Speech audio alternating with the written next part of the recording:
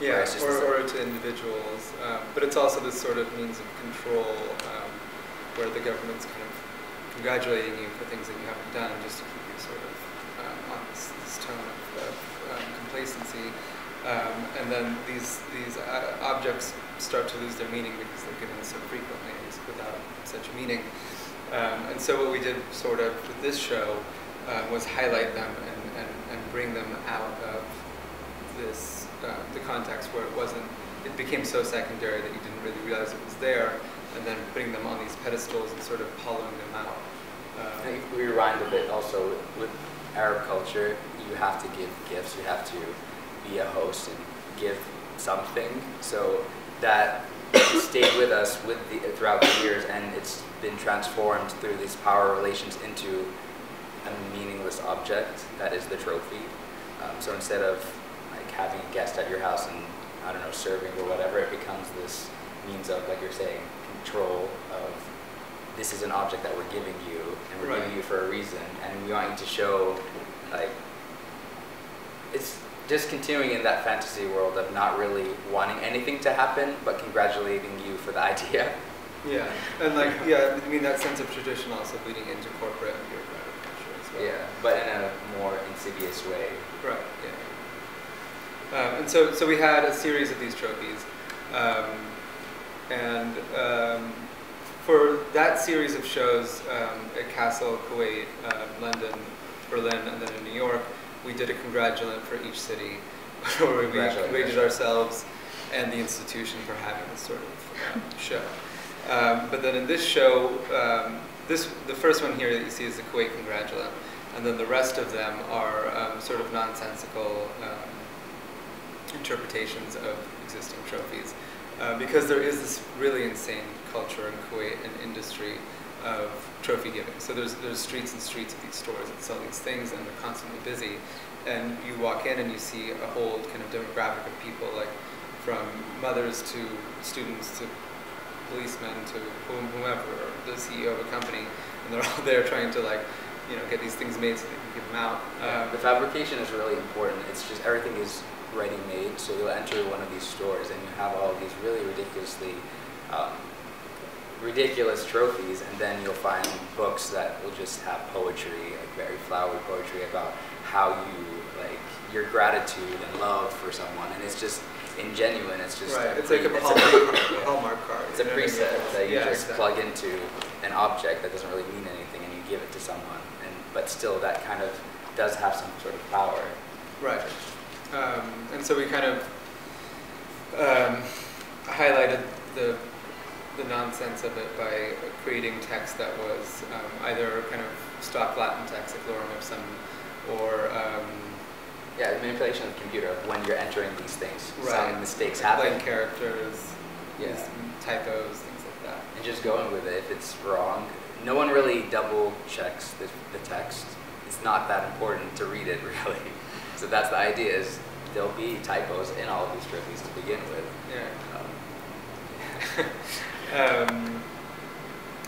Models into the wall, leading to nowhere, but when you have these sort of events where, you know, they make this big production out of doing the award ceremony, cutting the ribbon, giving the award, and all these things. And it looks so, you know, sort of expensive, but then there's all of these little dysfunctions that are happening, like a speaker not working, or like a light flickering.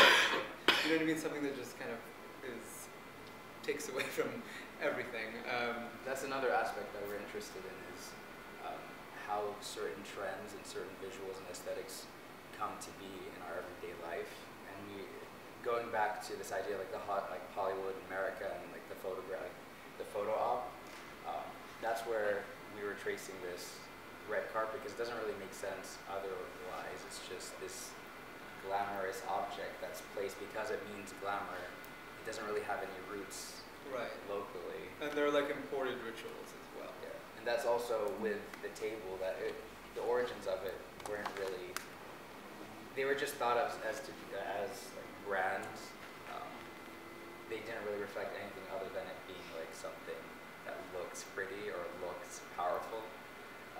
So that's another important thing, is like pulling all of these aesthetic elements and trying to challenge to see where they're coming from, what they mean.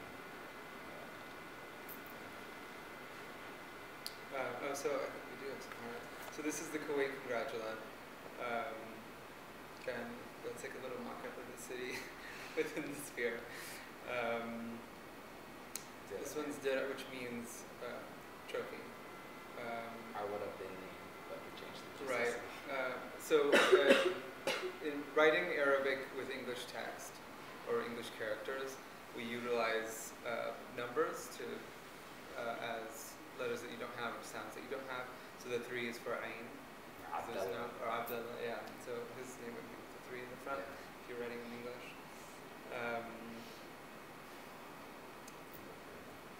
And then this one was. You tell that story again. The official. Oh, right. So this was a piece we did, and it had this embedded slideshow of a procession of ribbon cutting images with this sort of. It was an Edith Piaf song that was. I don't know. It was played. It wasn't an original. It was a covered version.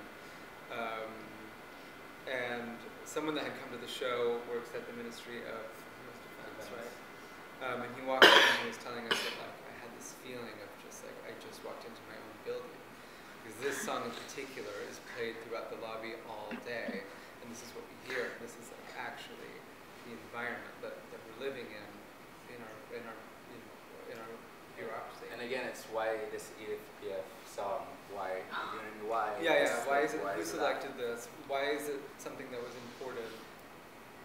Who is selecting these things? Right. Yeah. And then it becomes a standard, and it becomes this universal thing. But it's something that someone thinks looks right, but then they import it and they put it there, and then it becomes. And no one really notices because everyone just has this assumption that it's this is what it should sound. Right. And it just mutates. But it's so dysfunctional because it's not stemming from anything. But that government guy was one of the few people to actually go to the show. There wasn't that many people that went to it because they thought it was an actual government event, and no one wanted to go to a government event. Right. Because this was our first show, our first solo show, and our first show in Kuwait or in the region. And the ad was really like. I mean, we almost took it. We did take it as a compliment because people took it so literally, and like we had kind of mirrored the GCC so well that people thought it was a real GCC event, and they were kind of appalled that it was at Sultan Gallery, which is the oldest gallery in the region. But we also had like heavy competition. There was a pop-up T-shirt. Yeah, everyone was at the pop-up T-shirt event. Everyone wanted to go instead of our show. Our pop-up T-shirts will come out soon. Right. Yeah. So that was really interesting to see that reaction from our own region, our own people, and how they had been sort of it had been glazed over. We unintentionally fooled them, which was it's something that we've been thinking about and talking about, and we are doing another show there in March. So that's been kind of a big part of our discussion for that show in particular is how do we address this issue? How do we incorporate? Do we think about our work in terms of the audience there, or do we want? How do you want people to feel it, or do we not think about it? So that's been a conversation we've been having recently. Or the effect a talk has on a certain environment. Right. I think that's right. And then also in particular with that same problem, is it's been a year and a half, and we have done all these other things, and we've kind of gained this like Western credit, right? So like, how are people kind of thinking about us now, and how is that influencing their view about our work, which can be very negative and can be very positive. So we're interested in seeing where that goes and how that show will be received. Yeah, I think it's generally confused who our audience is and sort of how we're portraying ourselves, especially with contemporary art. It's embedded so far into Western discourse that it's hard to separate both. But I think when we're making it, we're thinking of local audiences. But it's just people that are interested are from certain locations, New York, London, certain centers. That's how we were able to show. Otherwise, we wouldn't really have shows. You know? Right. It was working that other structure, the art world structure, trying to figure out. Well, I mean, that's an language. interesting part of it too. Is you know, we're very much introducing a very local aesthetic and something that we see in our region in particular. And it's funny that that's of more interest to people from outside the region. And the people within the region are more interested in looking at art from the outside because that seems more important to them. So it's a strange dynamic between the art world and the audience and, you know, vice versa.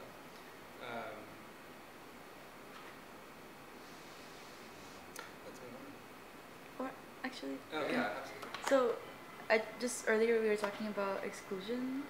So maybe in relationship to what you guys just said, like you could talk a little bit about that in your work. Not specifically in GCC as much. I know I personally am interested in that. When I do my own stuff, I purposely do not translate it because there's no reason for me to translate it. The specific audience that I want to get it will get it. And if you don't get it, I don't know, not my problem. But with GCC, we are discussing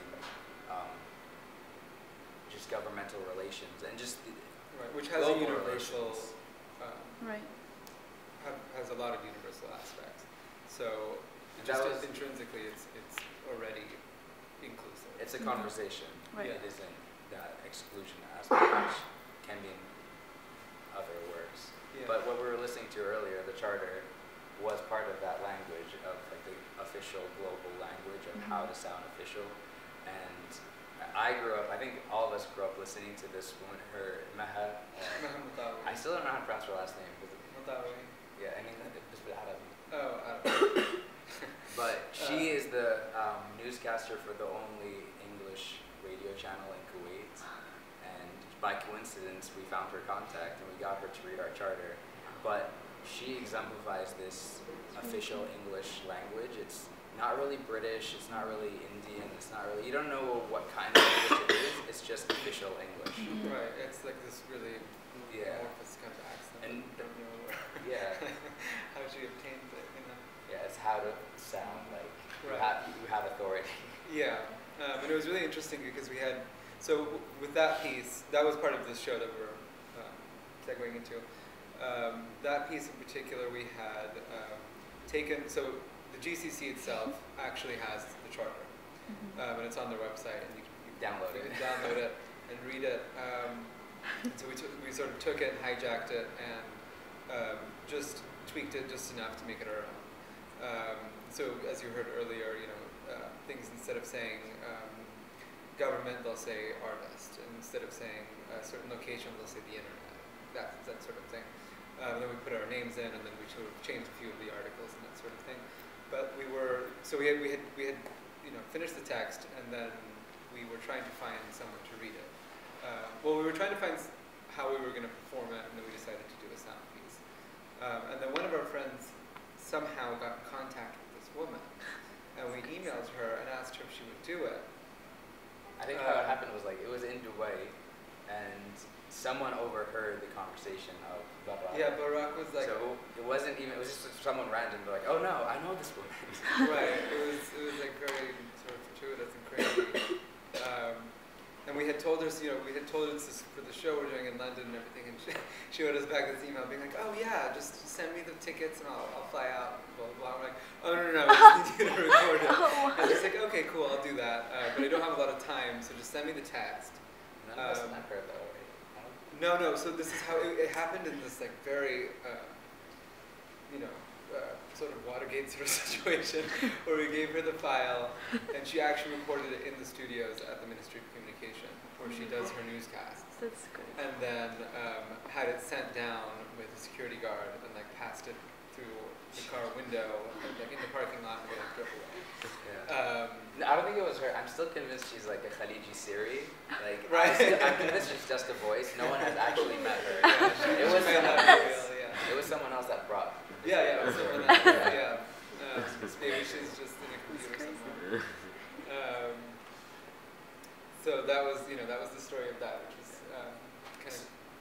So that was the sound in the show for London, but at the moment, we were also using that, because London is home, like vacation base for all of the Gulf. So if you go to London in the summer, it's all the Boston beach. of Europe in terms of Gulf Arabs.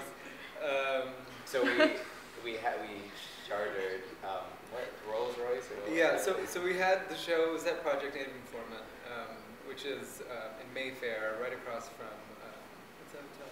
I don't know, it's just it's swankiest hotel. Yeah, it's a very like famous anyway, and by like Selfridges and things like that.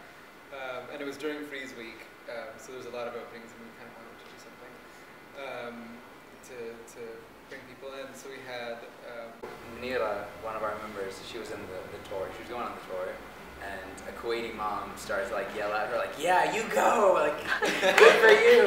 So clapping for her, which is so perfect. Yeah. So unexpected. And it kind of also highlights this performance of going to a GCC summit. This is how they travel. It's not really about any of the labor aspect. And then going into that, we had our own summit in Switzerland, and it's very typical of where they would hold these conferences and summits. But with these summits, they have it's sort of a very secretive event, and then all you really get are announcements and photo ops, and then like they release a statement at the end where it's completely self-congratulatory and very over-exaggerated about the things that they've accomplished, and then they've solved most of the world's problems, and things have been be done over in a few years. Yeah. And it's just like what? This whole ridiculous thing, and they even have commercials for these things, which is insane. So we wanted to recreate our interpretation of what we think goes on, and enact the performance. Enact that performance of labor, but also signifying the amount of leisure involved.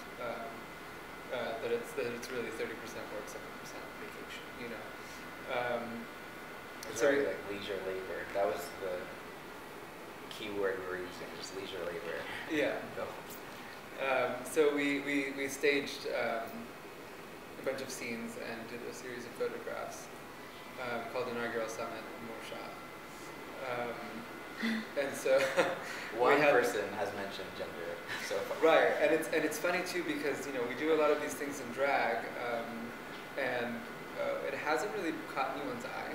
There's only a few people that have mentioned it, and we're not exactly sure if it's because it's so far into it, and there's so much else that is kind of bright. Because this was used for the ad in Abu Dhabi, and no one said anything, which I guess we thought it would be some sort of like some sort of controversy.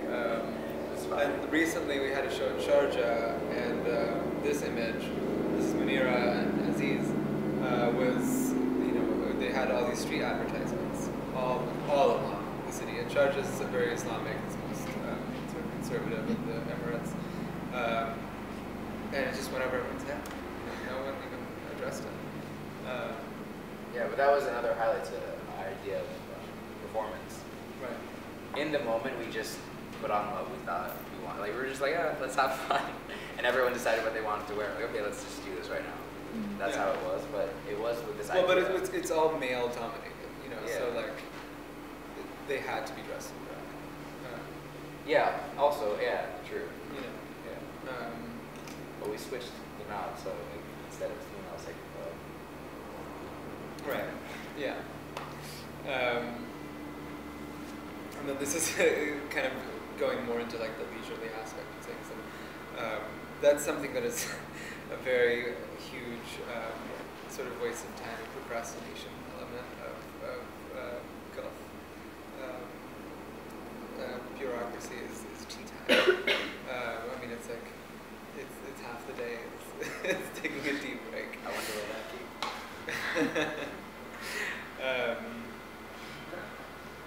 And then this was the series of trophies, the congratulations for that London show, which went along with the handshaking motif. Yeah, we can start the logo for us, the handshakes. Yeah. That's actually what the soaps we made were molded out of. Yeah, we used one of these. We had done, This magazine, they did a show, well, a sort of show. It was like products by artists this summer called DAZN at Red Bull Studios. So we had made a handshake soap. So we created a mold out of one of these, just the top part, and scented it into fresh. Smell of success. That was our piece. Yeah, the smell of success. The smell of achievement. Yeah.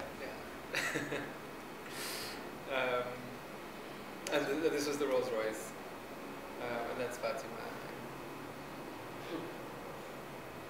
And the charter we all heard at the beginning. And then, so that series of shows ends with this at Berlin at Gallery Kraft Toscani Zeidler. Oh yeah, is there any questions so far? We don't want it to be like a lame lecture. Like, right. Does anyone have any? Continue. Yeah. I was wondering if you could elaborate on the handshake and the importance of the handshake and symbolism. What is it about the hands? Transaction. Yeah, transaction, and then it's about this performance of power. It's that photo opportunity where this image is telling you that this has happened, that these two people came together, and then because of that something was done. So it's sold as a piece of almost advertising to make sure that you know that your government's working for you. But also it kind of reflects another aspect of gender that we were talking about. It's usually male handshakes, male to male handshakes that happen. So, and also sexes don't mix. So when they shake hands, it's like anyway. Right. Is that? Yes, and also perhaps it's just a coincidence that in the photo tea time there's going to be a lot of expressive. Oh yeah, absolutely.